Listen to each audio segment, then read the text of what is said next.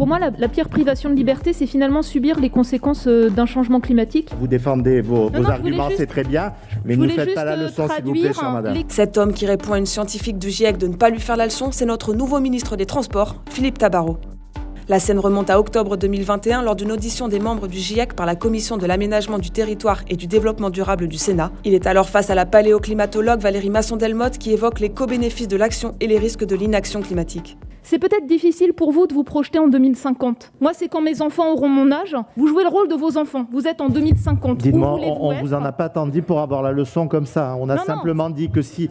Est-ce que, point d'interrogation, c'était une privation de liberté si demain, on dit à des personnes de ne plus prendre leur véhicule? Vous défendez vos arguments, c'est très bien, mais ne nous faites pas la leçon, s'il vous plaît, chère madame. Désormais ministre, ces anciennes prises de position inquiètent les experts du climat qui craignent que cette nomination n'aille à l'encontre des efforts nécessaires pour une transition écologique. Il lui reproche par exemple de s'opposer au vélo. En mars dernier, Philippe Tabarot avait en effet co-signé une proposition de loi visant à créer une dérogation aux obligations prévues pour l'aménagement des pistes cyclables. Surveillé par les spécialistes du climat, le nouveau ministre l'est aussi par les organisations syndicales du secteur des transports.